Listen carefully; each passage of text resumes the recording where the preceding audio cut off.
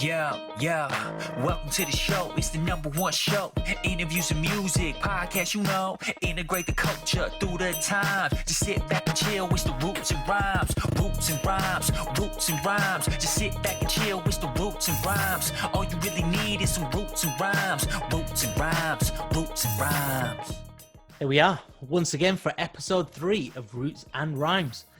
Glad to be building some momentum with the shows, but of course, it wouldn't be nothing without the legend that is Mac. How are you doing, Chance? I'm looking forward to this one, brother. Oh, me too. How you doing? Doing well. Just, there's a still lockdown, still dealing with all that kind of stuff, but using that time to be as productive as possible. Yeah, definitely. But something we have to say before we crack on with the upcoming show, I just wanted to say a few words about the injustice that's currently happening in the US. People are being creative with showing their support of Black Lives Matter movement, especially popular brands and the use of music. But what's going on at the moment is complete atrocity. It's really, really sad stuff. It's just devastating to see. And, Roots and Rhymes, we talk about the influence of hip hop and R&B and Black culture into our generation, onto our people as Asian people. And we celebrate Black culture and we embrace it when we want to, and people do that all the time. We have to stand strong with our brothers and sisters. We have to not stay silent. And, you bringing this point up and starting the podcast with this theme is because we don't want to stay silent on this matter. We want to show our support. What's happening with racism across the world is not right. It hasn't been right for a long time, but we have to talk about it. We have to raise the awareness of it, and people are doing some amazing, wonderful things. People coming together from all walks of life to show solidarity, to show support, and we stand with those people. Absolutely. Side by side. And it's so sad to see what happens with George Floyd and other people who have lost their life. Let's not forget about those people too. Enough's enough.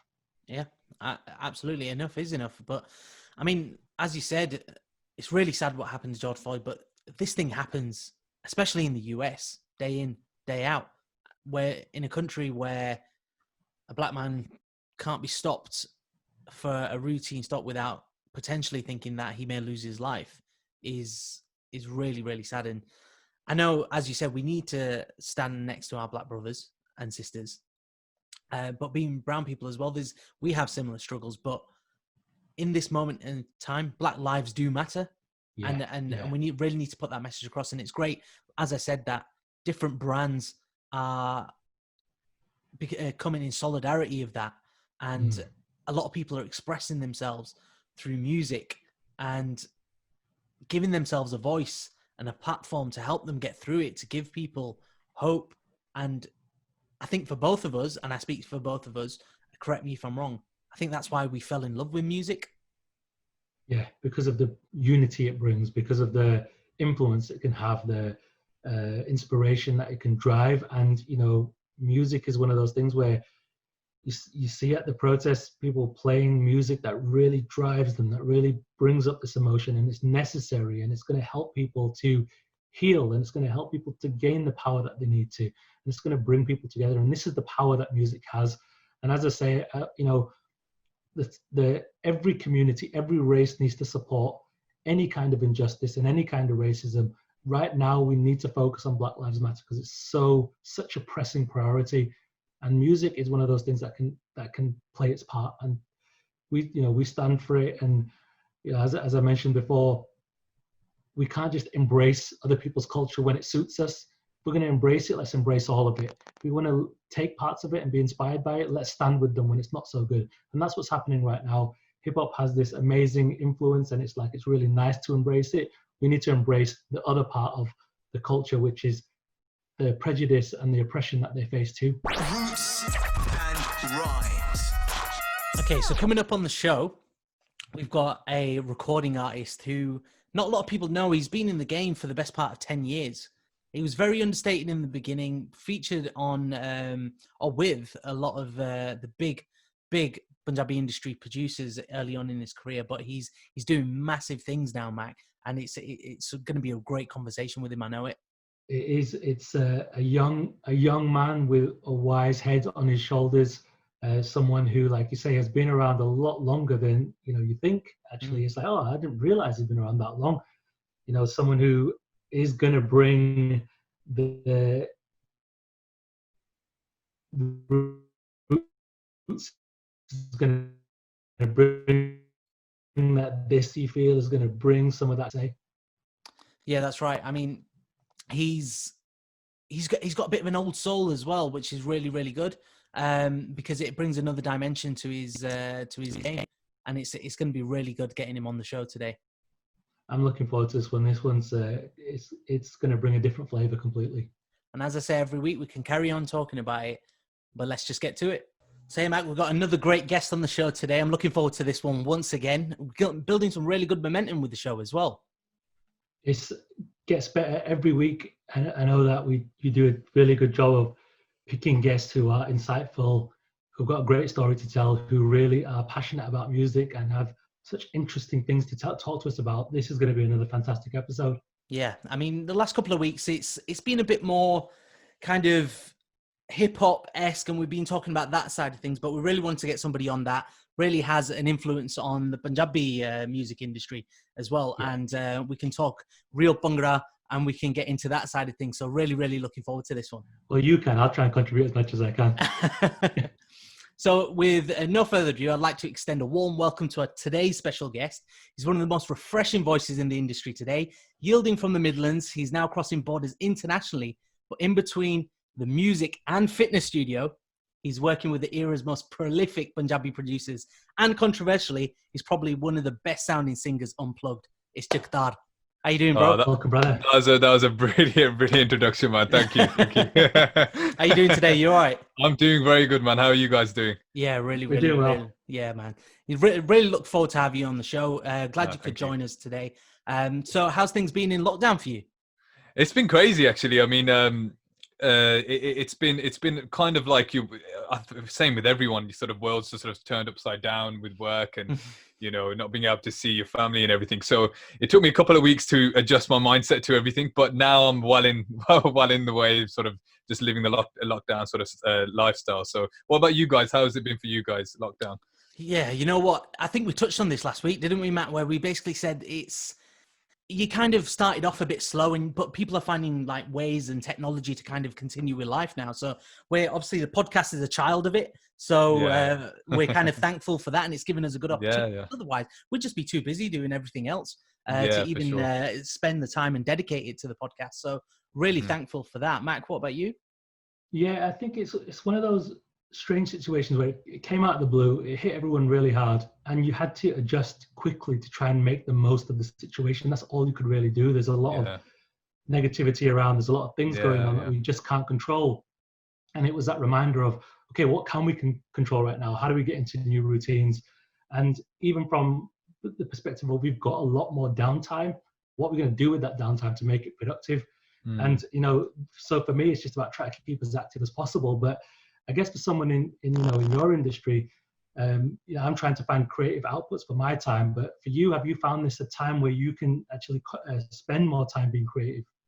It was quite a difficult one initially, because as you can imagine, your mind's all over the place with what's going on. Yeah, so for the first couple of weeks, I think I had a writer's block. Not only with melodies, I usually can come up with them all day long, but even then, in those first 2 weeks, it was pretty bad. And then, of course, like with the project that we did recently, that's with Jagtar, it kind of unlocked my mind. So since creating that song, it's kind of unlocked my creativity again. So it was sort of the inspiration that I needed to then become more creative. And now, of course, being in lockdown, you have so much free time. And as you guys sort of birthed, this podcast, it was the same thing with Jagtar. I think that sort of, opportunity probably wouldn't have come across. I wouldn't have come across it if it wasn't for lockdown. So it's crazy how such a negative situation can actually have certain positives come out of it. You know what? I think you've knocked the nail on the head there. Even though it's had an impact on shows and the live side of things, I think you're right. Taking that introduction of the new song, Jagtar, alongside Rishi Rich and Restore. Congratulations, by the way. Thank you. Absolutely. Thank you. That unlocked and inspiration really, and kind of allowed you to kind of start writing again and break that writer's block. It's funny how small things like that kind of help you unlock. That's really good. You must be buzzing off the success of the release though. Yeah, it's overwhelming, really. I mean, my expectations, I don't ever keep them high. You know, I always keep them sort of low, to be honest. So yeah, I mean, it's completely exceeded my expectations, and you know, it's only been a couple of days since release, but so far so good. So yeah, I can't complain. Oh, great! It's really great to hear. So Rewind. Let's take it back. Know your roots. So some would say that you're a bit of an understated singer in the industry for quite a while now. Not a lot of people know that you've been around since probably around 2010, 2011. So that's quite a long time. So was music something that was bred in you from a young age, and it was within your household and growing up? It was definitely played. Music was played everywhere, you know, in the house and on TV, in the car. But in terms of, you know, my family, there's no one really in my family that actually did music or, you know, pursued it as a career, as a singer, as a musician. So I was the first one in my family to do that. But they were big music fans. So yeah, definitely growing up, if it wasn't for my family who were musically, you know, fans of so many different artists, I don't think I would have had the exposure to the you know, the artists that I did have exposure to. So yeah. So what kind of music did you listen to growing up? I mean, was it Punjabi music, or was it a bit of everything? What was in the car on the way to like weddings and on the way to school? What were you listening to? It was mainly Punjabi music, and at that time, you know, growing up, I'd say sort of, you know, 4, 5, 6, 7 years old, it was mainly folk Punjabi music. You know, Kuldeep Manak, Bind Rakhiya, you know, all the legends, Gurdas Mann. So that's really where my inspiration started. Those amazing, you know, I always say Bind Rakhiya is the best, and no one's ever going to beat him. Like he was unreal. No, definitely. I don't think a lot of people will argue with you, to be fair. Yeah. He was just unbelievable. So those sort of singers, as I can imagine, loads of other singers have had them as their inspirations growing up. But that it was mainly Punjabi folk music. That was what I first started listening to. Well, I think that's the case with a lot of people, maybe around your age. How old are you, if you don't mind me asking? I'm 26. Okay, so actually, that's a little bit younger because a lot of 26-year-olds right now would not necessarily say the folk stuff. So that's would you say you've got a bit of an old soul when it comes to and not only that, I think it just depends on your family, right? So with my family, I had my Bibi and Baba around me, and you know, my older siblings, that's what they used to listen to. So being the youngest, you know, sibling, that, you know, I would just listen to whatever they used to listen to when I was young. So it was always these sort of artists. So yeah. You know, it always starts at home, doesn't it? And it's been the general theme across the podcast we've discussed up until now, is that it always starts either older siblings, what they're listening to, and then what your parents are listening to, and that kind of thing. But then you probably end up finding your own feet as well as you grow up and you go to school, because obviously we've seen from your socials and that kind of stuff, you don't just limit yourself to Punjabi music or Bhangra music. You like Hindi, you like R&B, that style. So when did that influence start coming into play? I think, you know, just when you grow up, you sort of develop your own style and your own taste. So you're kind of restricted to a certain extent when you're young to whatever everyone else, especially if the youngest, you listen to what everyone else is listening to, which I obviously didn't have a complaint with at all. But so an initial music, what really got me involved with singing was actually Kirtan at the Gurdwara. So when I was around 5, 6, 7 years old, like my whole family would go, and that's really my first exposure to instruments and you know, harmonium and tabla and all that kind of stuff. So I did that for around a year or so, and that I think really was the start of me starting to sing. And then throughout the years, I mean, we're talking like sort of Jazzy B, Diljit, you know, growing up at primary school, secondary school, I used to idolize Jazzy B, you know, his style. I just loved how unique he was. Obviously his voice is crazy, and I could sing his songs. Obviously then I could, because my voice hadn't broken. and then my voice broke. So it got a lot deeper, and my range changed and all that kind of stuff. So because of that, I think I did change what I was listening to. So that's when, you know, in secondary school, sort of college era, I used to listen to a lot of English music growing up. You know, R&B, everyone loved R&B at that stage. and also you know, like the sort of playback singing that Arijit sing, you know, throughout university, the Hindi music, you know, the Bollywood music only really came through, I think, you know, in college, so it's quite later on down in the line. And now I think it's just like all those different exposures, all those different inspirations are kind of showing through the music now that I'm making. Yeah, so that's kind of helped shape your style a little bit. Yeah, definitely. So when you were at college, you said that obviously the Hindi came into play. Was that because of the way the industry was and Hindi really ramped up through, or was it more of a case of the people that you were surrounded with? I think, you know, I always used to watch the classic Bollywood movies as a kid. So, you know, those classic songs, I always had those in my head as well, as well as the folk Punjabi music. Yeah. But I feel like, yeah, as you said, you know, the Bollywood industry was huge. But it was really like the melodies, and it was something so different musically as well. And, you know, the production value of these songs are so, like, the music production is done on a different level. That's what I noticed. And that's what my ears were noticing, was like, this is amazing, the way it's mixed, the way it's mastered. It's just like on a different level, especially in that period of time. Like now, I think Punjabi music is definitely hitting the same levels of production, and you know, when it comes to, you know, the technicalities of it all. But at that point, you know, Bollywood music was on a different level in that sense. I think you're right there, and you've touched on a really good point. I think, like you say, around probably about 10 years ago, it was.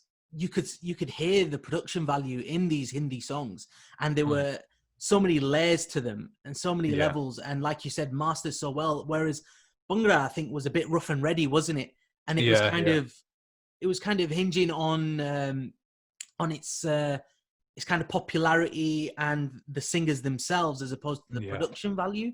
So I think that's a really good point there. Yeah, it's a great point, that, because, you know, one of the conversations that we've had over the last few weeks was, you know, some people like me, for example, I haven't been heavily influenced by Bhangra or that side of music, but very much so by hip hop and R&B. And for me, one of the things that I always noticed growing up was that production value. One of them felt very well mastered, well created, and Bhangra, obviously coming from folk roots, you know, it was more like a live kind of thing than high quality production value. Hindi music, Bollywood music, was very, very high production value, and I think it's an excellent point that it's evolving over time now, and it's starting to stand out, as in it knows it needs to evolve to really stand the test of time and to kind of move with the times as well, because it's just not good enough to kind of have those low production values now. I think also moving into a digital era as well, Mac, it needs to sound really good, otherwise it's not gonna pass. You know, streaming HD quality through headphones, even better sounding headphones. Before, let's say early days, it was record. You could get away with it on a vinyl or on a CD. And the guys nowadays, the younger people, the younger generation, are bringing this through. I'm sure you see that as well, Jagtar, where it's like this now is being pushed forward by people who are going to learn this stuff. They're not just sitting in the bedroom doing a bit here and there. They're going and studying this, they're understanding instrumentation, not just how to play, but how to manipulate it through electronic devices and mix and master properly. That's a whole skill set. Yeah, it is. It's a whole separate skill set. And as you said, the newer producers, like I'm working, one of my good friends, he's actually studying mixing and mastering, is from London, and he sort of said that, you know, if he didn't do these sort of courses, his production would be completely different. And you're right. So especially in today's, you know, market now, you're putting your songs up against all these other songs, and if you're in a playlist and you haven't mixed your song properly and you haven't mastered your song properly, it will stick out straight away, even to the common ear now. It's come to the point where if you haven't done something, you know, correctly, it's really going to stand out, and that's something you don't want to happen. That's something you don't want, because then you won't be you'll just be the bad guy in the bunch, won't you? Or the bad production in the bunch. You won't even give your song a chance. I mean, how long have you got before someone switches off your song? Realistically, probably a few seconds to capture someone, and if you haven't got them in that moment, 100%. and you're let down by your production value. No, I mean, it's great that we can think on that level of detail now. It is, because I remember going back, I used to be involved in music as well, and I used to make my own tracks and rap and do a lot in the UK hip hop scene. And, you know, we weren't really massively into, we loved making the beat, but mastering and that kind of thing wasn't so great. So you'd put your CD, you know, in amongst everyone else's CD, and it'd get to your song and it'd be like 50% of the volume than everyone else's song because it just wasn't You that just like great. turn it up a little bit. I remember those CDs. Yeah, there were a lot of them back in the day. It's probably Max that Probably you've mine. heard. So in the music industry, we obviously touched on the fact that you grew up on the folk music, your Bindrakians and your Kuldeep Maniks, and then obviously you had a bit of a Hindi inspiration into your mid-teens, late teens, and then obviously R&B's obviously been underlying there for a long time, as it is with a lot of people. But out of these genres, who did you idolize, and who would you say that helped shape your voice? Who did you listen to and kind of think, I love the way he does this? Yeah. And it helped you find your game? Yeah, I've got a couple of people. I mean, obviously, I said right at the beginning it was Bindrakia because, as I said, at that age you can sing on those keys and you can just belt it out and sort of thing. So in terms of artists, Jazzy B definitely stands out just because of how unique he was, how he carried himself, how he was in videos. I just love that he had this sort of image that he didn't care what people thought about him, and I found that quite inspirational, especially as an artist. You know, you need to sort of adopt kind of that sort of mentality because otherwise you'll just get eaten alive like on a daily basis. So Jazzy B definitely sticks out. Diljit sticks out because the thing with Diljit's voice is that he does the folk stuff so well, but if you listen to his love songs, he can like kind of change his tone, and he can match, you know, people like Arijit Singh and really sing those so soulful love songs so well. So it just shows his versatility in his voice. So yeah, Jazzy B, Diljit, and obviously Arijit Singh I've mentioned a couple of times as well with the Bollywood stuff. He's such a soulful singer, and like he's unbelievable. Sonu Nigam as well, you know, with the old school stuff as well with Bollywood. So yeah, I'd say Sonu Nigam's he was a pioneer in Bollywood and Hindi, but then also at the same time you touched on Diljit, and I think Diljit is a really, really good example of how artists are crossing genres. Because Jazzy B was a fantastic artist, and no doubt he was the first controversially dressed artist. Crazy haircuts, crazy outfits, big chains. Everybody, Egi Bandra, right? But in actual fact, people listened to his music.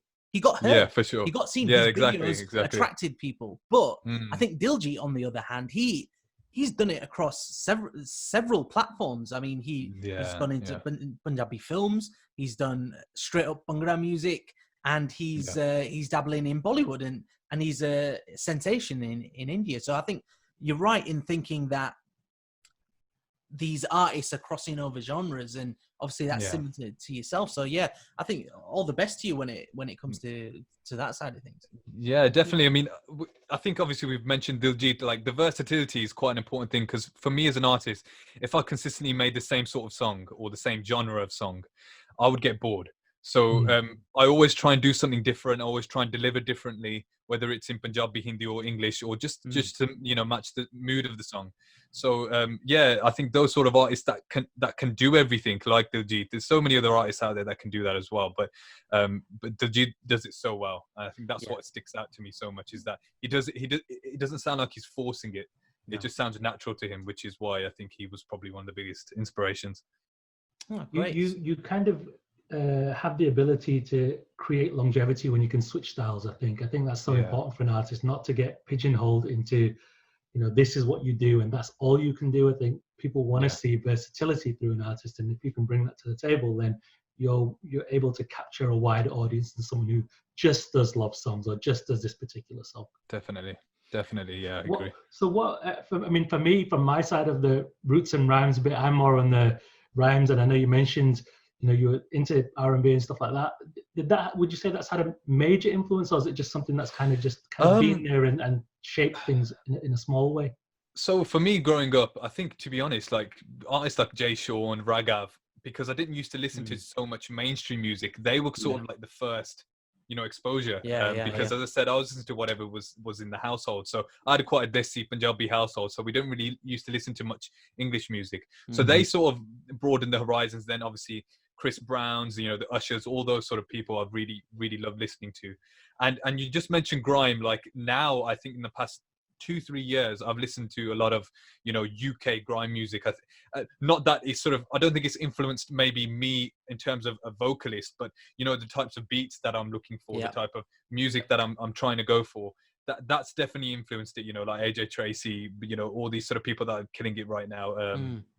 H and all that kind of stuff. They're quite mainstream, but yeah. So that's sort of crept in the past 2-3 years, I would say. Yeah, because I mean, like we say, even though you're a vocalist, you've got to appreciate the kind of music that's and being produced. I think that's a really good point you touched on there. And so going back, so in 2011, you featured on Hayes' The Entourage. How did that come about? That's almost 10 years ago now. So God. 16, 17 years old. Yeah. So it was really when I decided that I really want to pursue this now, and I want to try and, you know, firstly get better at singing. That was the main thing, and that's when I got in touch with Aman, and he had just done a song with my brother-in-law. Sonny Haya, you've probably heard of him. Oh yeah. And so he's my brother-in-law, and he knew that I was singing. So I was doing shows at sort of charity events. I was doing shows at my school, at college, and all that kind of stuff. So he knew that I had a shonk, you know, I had a passion for singing. And he basically said, look, come to the studio. Aman wants to speak to you, and he wants to hear you, and sort of take it from there. And then I sort of sang in front of Aman, and he was like, okay, now we've got this band, the Entourage band. And as you know, Sonny's already doing backing vocals. You're more than welcome to learn off everybody in the band, learn off me, learn off Angrej Ali, and really improve your voice and sort of find your feet in terms of a vocalist. And because for me, I knew I wanted to do it, but I wanted to make sure I did it sort of the right way. And I wanted exposure from really grounded people that didn't sell you dreams or anything like that. So I toured with the Entourage live band, doing weddings, medley, all sorts of stuff, singing with sort of backing for loads of artists like Angrej Ali, mentioned obviously Benny Dariwal, Dev Dillon at the time, and Geeta Jayadar, Kunde Billa. So all these sort of artists that I was doing backing vocals for. But you can imagine how much I was learning.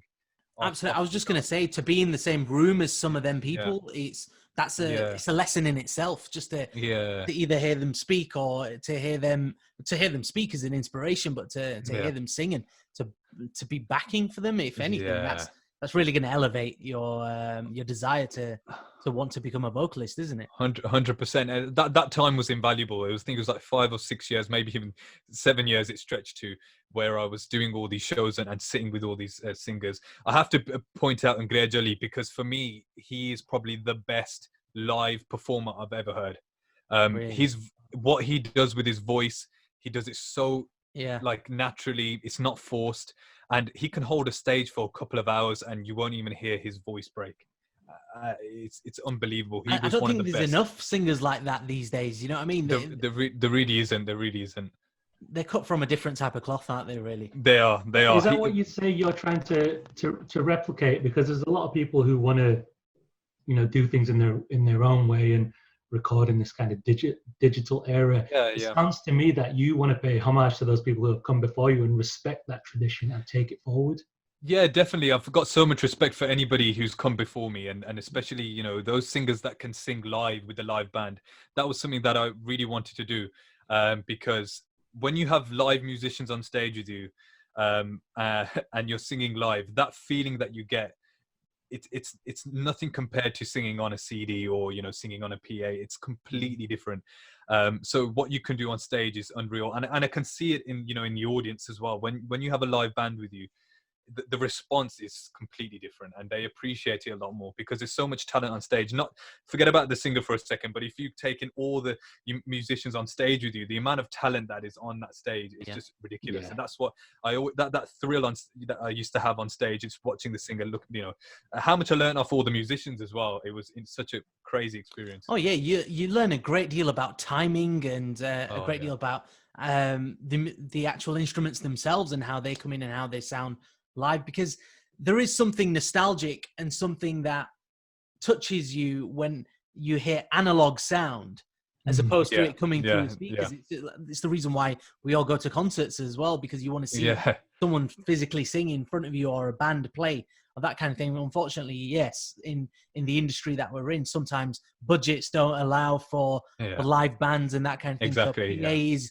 the only way you get any kind of live exposure. But yeah. like you said, I think the general feeling, and it's becoming more and more popular now. There's more bands Mhm. cropping up in There different is. areas of the country, so it's becoming more accessible for Yeah. people. But definitely what you're saying about the sound and what you can learn about being on stage with Yeah. real instrumenteers. I mean, as a DJ, yes, my game is actually playing digital sound through speakers. Yeah, But yeah, of course. when you're on stage with when I'm on stage with Mac and Mac is hosting and he's hyping up the crowd, that element of live performance gives us a buzz, as well as Yeah, sometimes if you're at a wedding and there's a dolly playing, or if you're Mm. in a club and there's a saxophonist or something like that, it adds a completely different dimension. It gives you your it own does. buzz as well.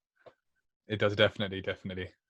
Something So special about live performance, isn't there? Live music, Yeah. live performance. It's hopefully going to continue to be in people's minds, new artists that because it's easy to do, play a song and sing along to it, or Yeah, of course. use a system, but this magic involved when there's live performances and Yeah. like you mentioned there, so much talent on one stage. Hmm. It's incredible to see. Yeah, it really is. It really is. So moving forward into 2016, you released Bhangra de Sardar, and again taking advantage of that Aman Hair production, and obviously probably utilizing that relationship that you built with him in 2011 from the Yeah. Entourage band.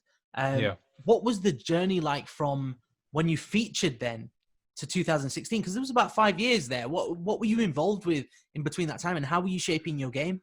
As I was saying, I was sort of learning off all these singers and sitting down with them gradually, sitting down with Aman, but also sitting down in the studio with them as well. So not just learning how to sing, live. It was sort of seeing how a song was actually made and the process of it all. So, whether it came down to composition, lyrics, and all that kind of stuff, post pre-production, all that kind of stuff. So it was a time of learning, and that's why it was such a long period of time, because I had to learn so much in that time. Yeah. A lot of people said to me, when I joined the Entourage, I expected a song within 6 months, within 12 months, but that was never my intention. It was always to learn as much as I could. And then when I felt I was ready, strong enough as a vocalist and mentally strong enough as well, and knew what to expect, that's when I decided then to obviously release Bhangra de Sardar with Aman. Yeah, because in between that time, there were a few like live sessions that you did, like covers and that kind of stuff in the studio there was. that you put out. Was that all a part of perfecting your game and I think so. create your vocal range and I think it was. I mean, you, especially in that stage, you're sort of anxious about how people are going to perceive you. So with those covers, it was sort of me firing it out there and as like a test and seeing what the response was, whether they liked that sort of thing or like that sort of thing. I remember I did a cover to Brown Rung and Zulfa, I think it was. I made a mashup of that. That was the first thing I'd ever recorded and put out, and people loved it. But obviously it was completely different to what people were expecting me to do, being from a live Bhangra band. You can imagine definitely. Brown Rung was this digital sort of auto-tuney style to it, and then I came out with a cover to Look Luck, Roshan Prince's song. That was a Bhangra song. So I was just trying to see how people would perceive my vocal in those two different styles. So those were the main two I can think of. I probably did more, but I can't remember. But I think it was just a testing ground, and before I released my initial single, I just wanted to see how people perceived it, how I, listening back to it, what perceived myself as well, and if I felt like I was ready or not. So I think it was just all, a part of the journey and a part of the learning process. So you decided to go down the route of a Punjabi Bhangra song with Bhangra de Sardar, which I read as well that your brother wrote that, did he? Janelle? Yeah, yes. So yeah, Janelle, he's my Tayada Munda, so he's my uncle's son. But Okay. because we lived next to each other, he's my big brother, man. He's my big brother. He's my Well, big brother. So. that's the other element, how you getting family involved, being so close to family, and it being within your household. I mean, that's probably extends to that, doesn't it? It does. It really does. And obviously, my whole family have been involved in seeing me sort of want to, you know, journey through this and you know, my journey through as an artist. So they obviously would help wherever they could help. And Janelle especially, he loved writing, and his Punjabi is very good. Whereas at that time I was still learning off my Bibi and Baba, and he was a lot older than me, so he had that experience. And you know, so he wrote the first song. I came up with the melodies, and we showed Aman the song, and he loved it, because obviously he's a UK Bhangra pioneer, really. And that's how that song was made. Oh, brilliant. And that was released on VIP Records, wasn't it? Yeah, that was released on VIP. Oh, brilliant. But in quick succession, you then brought out Bella Pyar with Harps and Rackstar, which was a completely different style. So was this still airing on that experimentation, which you were doing after the Entourage band? So kind of thinking, okay, I just don't want to show people maybe one side of my voice. Let's try something different and see what sticks. Yeah, it was exactly that. So for me, I think at that point, Bhangra songs, like they were really my comfort zone. So that's why I decided to do a Bhangra song to begin with. I thought, you know, I'm comfortable with this. Let's make a strong Bhangra song and let's get it out and see how people you know, react to it.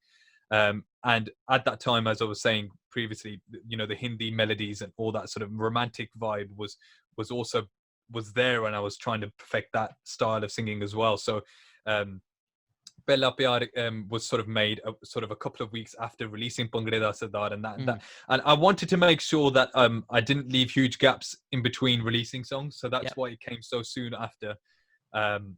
And then obviously working with Rackstar as well was invaluable, because he gave a completely different flavor to the song, and his verse on that song I think is amazing. So it was meant to be quick. It was meant to sort of kind of build the momentum almost, and show that okay, he can do sort of both things. So how did the collaboration come about with Rackstar? So at that time, I had been speaking to DJ Harps for a while, and he was really the plug to Rackstar, because he'd been working with him for quite a while. Yeah. So it was simple as sort of well, actually we had done my part to the song, and then Harps was sort of saying, oh well, you know, I'm working with Rackstar. I showed him the song, and he actually really likes it, sort of thing. And Rackstar what was sort of saying, was I interested? And of course I was interested. I was a new artist, and it was a stupid question. I was like, you shouldn't have even asked me. You should have just put him on the track straight away. But so that's how it happened. So Harps and Rax were close at that point, and they were making so much music together. So it kind of happened through Harps. Oh, brilliant! Yeah. So Bhangra de Sardar, that really ramped up your musical journey, and since then, it's been pretty full on up until now. So what would you say about people that are trying to put you in a bracket? Because like you say, you love Hindi, you love romantic, you love Punjabi, you love R&B, and then what if people turned around? What would you say to the people that turned around and said, "Oh, he's a Bhangra singer. He's a bit too filmy for me," or something like that? Yeah, I think I don't like be putting into a bracket, but you know, obviously throughout the years, I've sort of honed in on my own style, a unique style, and I think if there was a bracket you had to put me in, it would be like a sort of urban Asian desi. Okay. So it's a fusion. It's a fusion style. Yeah. But being in a fusion style, you're going to get sort of, sometimes one's going to sort of lean towards one certain genre, one's going to lean towards another certain genre. Absolutely. It's always going to be a fusion. That's something which you know, I'm trying to make apparent now, is that is me, because growing up in England, having all these, you know, inspirations growing up from Punjabi, from Hindi, from mainstream English music.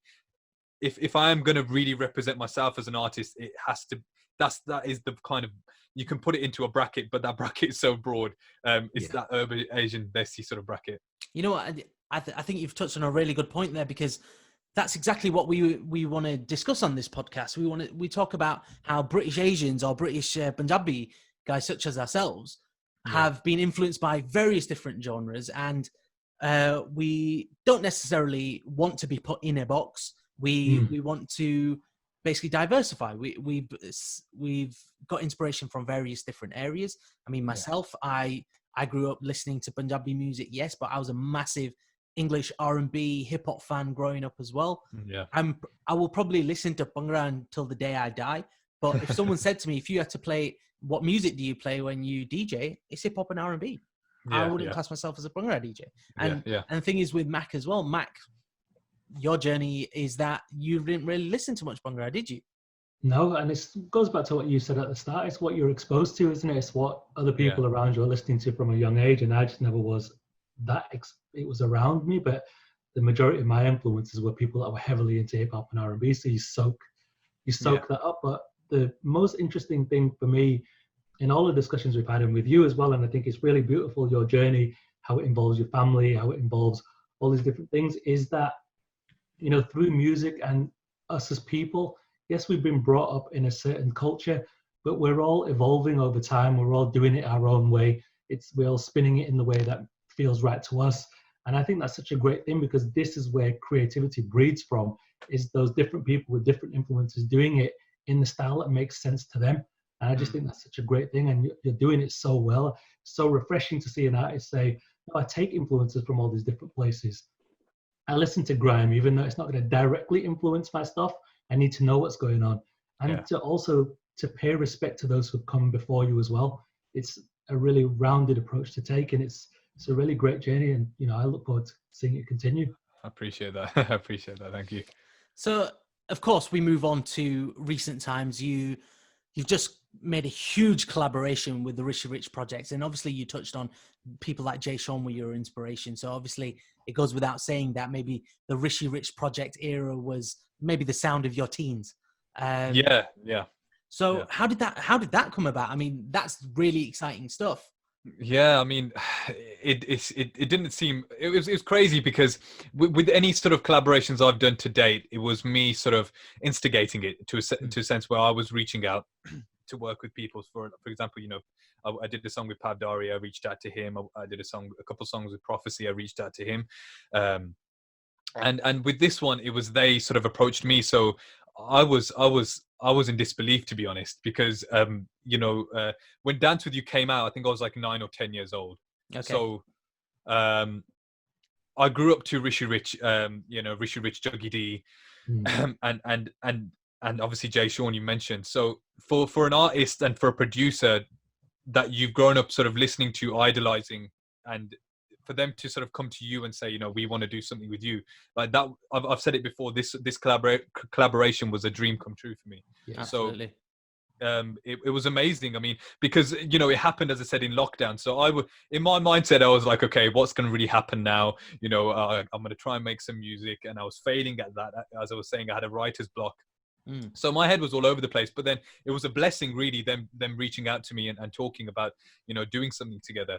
And what I really like about what they're doing with Break the Noise Records, with their new label, is they really want to push boundaries and get people collaborating that wouldn't usually collaborate. Yeah. As I was saying, with fusions and all that kind of stuff. So yeah, it was a dream come true for me to be working with him, definitely. And it's got Rush Thord on the sound, who is basically a completely, he's a rapper, really, isn't he? He is. I think he's based out of San Francisco. So I think utilizing the lockdown technology side of things, you've got Rishi, who is either here or is in Mumbai half of the year. You've got yourself in the UK, and then you've got Rush in San Francisco. And this idea came in lockdown, and it was released in lockdown. Just goes to show as well how quickly you can make things move if everybody's on the same page. Yeah, I feel like it was. I hate to use this term, but it was almost if it was meant to be, because everyone who was involved, it felt so natural and organic to everyone, with all the artists involved. It just happened so easily. So with me personally, when they sent me the song, I did my bits in 2 hours or whatever it was, and I sent it them, you know, on the same day, in the same day, and then with Rush's verses and what he did it again in a couple of hours and sent his bits. So it just happened so organically, and that's when, you know, you get a good feeling inside that, okay, yeah, this is going in the right direction, and it feels right. You know, it's an absolutely fantastic tune, and good luck with Thank the rest of the campaign and pushing Yeah. it, because I think there's big things to come, isn't there, on the record label as well. Yeah, they've got a lot of things happening with the label. A lot of new artists from India, from UK and America. But I know they're also working with some big names as well. So it's good to see that they're trying to push newer artists. And yeah, I mean, for it to be the first song on the label as well, that it obviously brought a lot of pressure. But it's a crazy and amazing feeling. Not one Pete, not two Pete.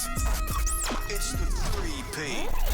So Jagtar, we asked you, what are the 3 songs that you could play on repeat over and over again? Give us your first. So the first song was Kali Kite Mil by Gurinder Dhillon and Aman Haya.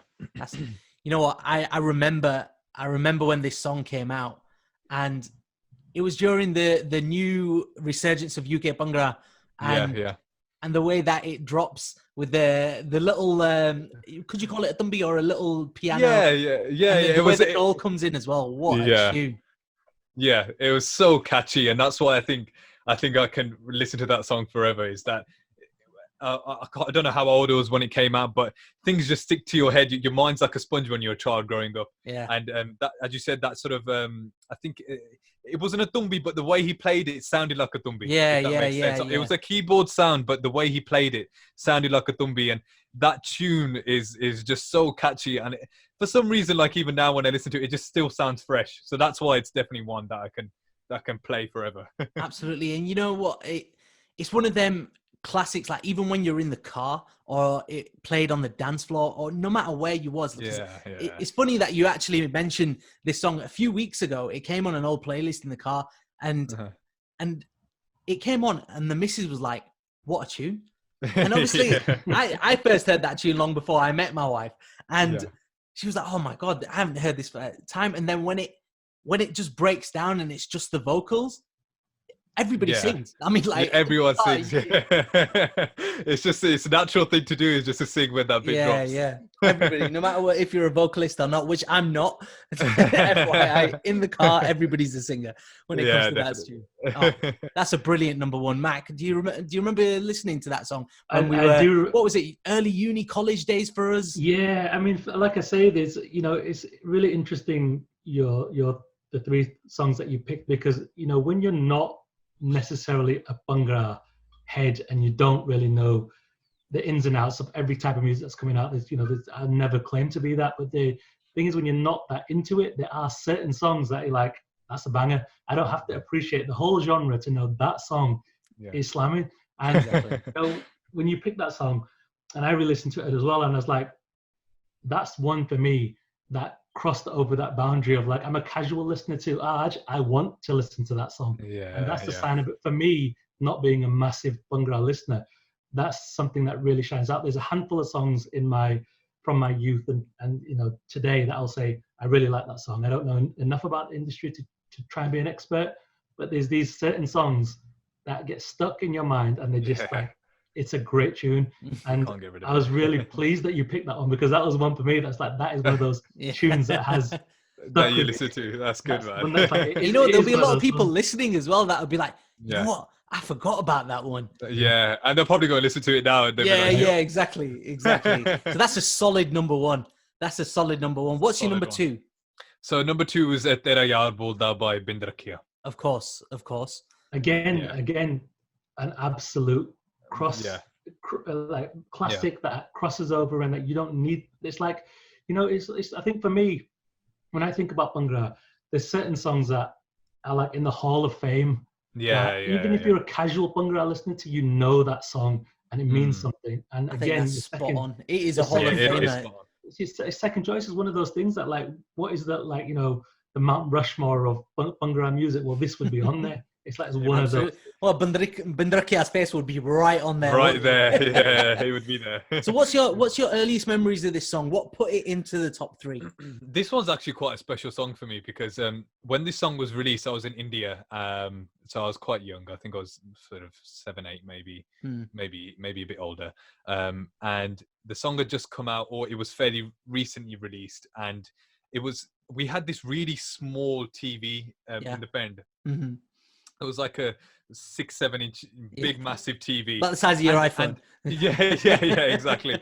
And we recorded Tere Yaar Bolda because the video was playing at that time on the couple of channels that were around then, and I remember having it on repeat for the whole day and just watching it and like dancing, and just it was on repeat the whole day. And that's why that song always is going to be a special one, because my mom still talks about it today. Like, she remembers that day in particular. My Badda Baba, who's no longer with us, but he used to talk about that song a lot as well. So it's a special one because I was addicted to that song. It's safe to say I was fully addicted to it, and just mesmerized by the vocals, by the music, and even the visuals, because Binder Rakhiya, he had a really strong image about him, and he was a proud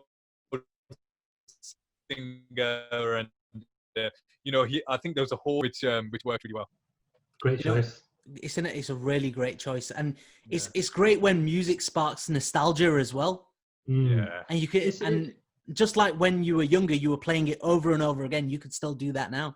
Yeah, it's crazy. And it's more than the best musical memories are more than the music. It's more than the sound. It's more than that. It's the artist, what he stands for. It's the music and what it means. But so many things that you've mentioned, which I just want to pick up on, is family. You spoke about your brother, and it's your dad's son, but we don't know cousins in our culture. Yeah, they don't exist. They don't exist. So, you mentioned him, you mentioned your brother-in-law, and now you're talking about people who are no longer with us. But that sense of family and love and connection, and that's what music can do. That's what the best songs do, don't they? They unite us all as a family, as a race, regardless of race. Music has that ability to just bring people together, and that's 100%. Why these memories are so beautiful when you talk about them, because it's more than the music. Yeah, definitely. So many memories attached to certain songs, and but whenever you listen to that song, all those memories sort of pass through your mind, and I think that's why these two songs in particular stick out to me. Brilliant. Another solid number 2, Mac. We're on a good run. We're on a good run. Okay, what's your final three-peat? The third, you got to end on a high here. Yeah. What's number 3? It's got to be Dance With You, Rishi Rich project. Jay, Sean, Juggy, and Rishi. You know what? That was. Can't argue with that. Can't argue with it. You know why you can't argue with it? Because it changed the industry. Yeah, it changed it completely. So tell us the story behind this one. What made you pick this one for number 3?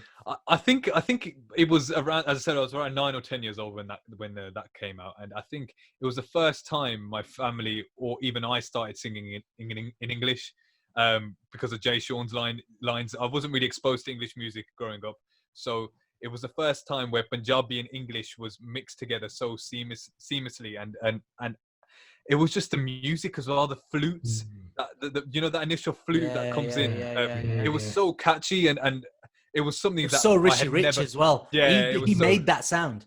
He made that sound, and it was nothing like I'd heard before. So that kind of opened my musical, sort of inspirations. Then I started looking to R&B, then I started looking to English post that point, because I thought, this is, people can actually make music that has Punjabi and English in it, and then they actually performed on like Top of the Pops, and they were charting in the mainstream with this song, and I was like, whoa, like that's crazy for that to be happening, and that's why this is such a a pivotal. I kid you not, I queued up in HMV to get the vinyl signed from them. There you go, man. In Bradford, you didn't see that. Since when did an Indian artist or someone that you could identify, they're the same as me? How could you could never queue up in HMV to get your vinyl signed? I think up until that point, British Asians, especially sort of our generation, weren't really ever represented in and they were the first people to do it and actually do it properly and do it justice. So kudos to them, they're pioneers. I completely agree, and I love this pick. I love this pick for so many reasons, because it's a great tune, standalone. It's the sound of a generation. You talk about that flute sound, and when that flute sound, when any kind of flute like that comes, used like Rishi Rich, that's Rishi Rich's sound. Absolutely. I know Timbaland used it a little bit here and there, but it was also, like you say, we were underrepresented at that time, and it gave the youth something to say, no, it's cool to be who you are, because we're going to push it in front of people's faces.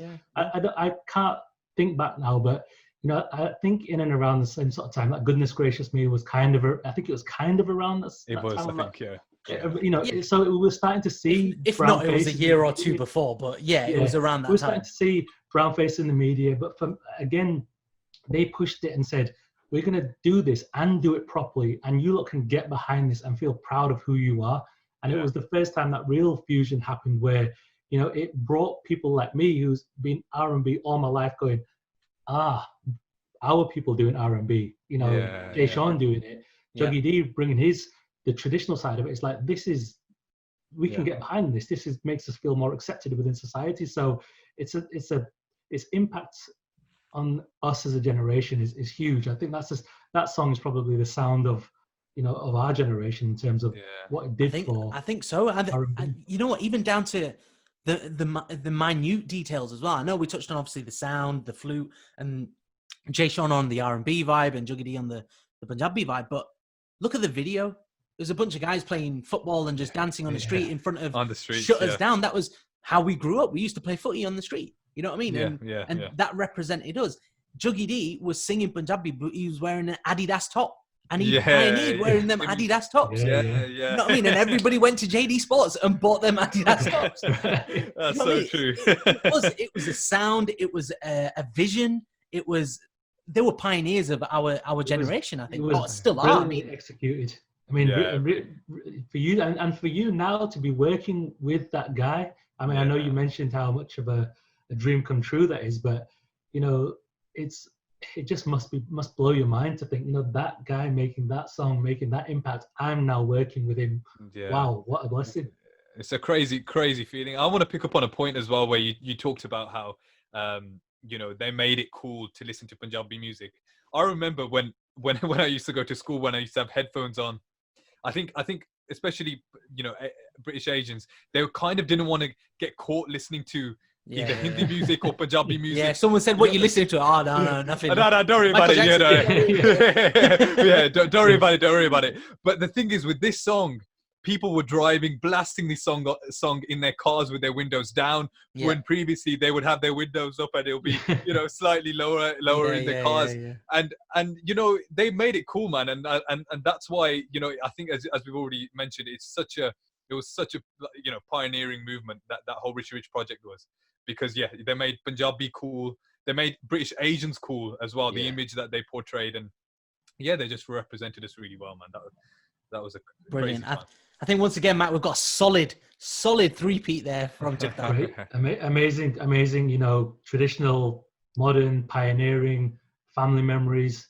It's the full spectrum. And I think that's a great three-peat. We're probably going to have to do a vote on who's got the best three-peat. You know what? As well, I think we're really starting to paint a picture here as well of the kind of tunes that are inspiring some of the people that we're getting on here. And obviously, we've got more episodes to come, and it'll continue to paint that picture, which is exactly what we're trying to do. So, Jagtar, thank you very much for your three-peat. No problem. This is the part of the show where we ask, are you roots or rhymes? Okay, so the final question of the show, we end every single episode in the same way. Jagtar, are you roots or are you rhymes? I don't think there's a direct answer for this. I don't think it's it's so straightforward, because as you know, we've talked about my Desi influences growing up. So they're really my roots, is that folk Desi, Punjabi Bhangra music, and then we talk about sort of the Hindi and the English, and I sort of put myself into that category of an urban Asian artist. So and it being so broad, I think I'm an amalgamation of both roots and rhyme. I'm not one or the other. Okay. And I know you probably don't want that answer. No, it's a good one. It's a good one. It's a good one, definitely. So I think I am. I don't want to be that sort of person that completely forgets their roots and doesn't represent what really shaped me up to be who I am. But at the same time, the rhymes, that sort of aspect of it, all those influences growing up, that sort of had that impact on my music. I have to say I'm somewhere in between. Maybe more so going towards rhyme potentially, because I'm experimenting with new sort of modern ways of singing and coming up with lyrics and composition. So I would say probably in the middle, but more towards rhymes, if I'm going to be completely honest now. in terms of what Wicked. music I'm creating now. Yeah, absolutely. You know what, guys? All the listeners, look out for that. And Jagtar, this is your opportunity to plug what you've got going on. Tell the listeners your Instagram handles, what you're doing, what you're having for dinner tonight. It's your opportunity. Let them know. So we've just released a new single called Das Detu on Break the Noise Records, which is Rishi Rich's new record label based in Mumbai. And make sure you go check out that song. If you don't already follow me on Instagram, Twitter, I'm everywhere, TikTok even now. So it's at Jagtar Dule. So just make sure you go and check the song out, give it a chance. And if you don't like that song, then go and listen to my other songs, because, you know, I do vary in styles, I do vary in genres. So you may, even if you don't like Das Detu, you may like the other songs. And yeah, just vibe, spread the love, man. That's what it's all about. Wicked. It's been an absolute pleasure having you on the show today, brother. Take care of yourself. Good luck with Das Detu. Again, guys, if you haven't heard the tune, get out there. Spotify, Apple Music, it's on all of the platforms. Make sure you listen to it. Thank you for having me on. Cheers. It's been a blessing. Good luck with everything. Thank you.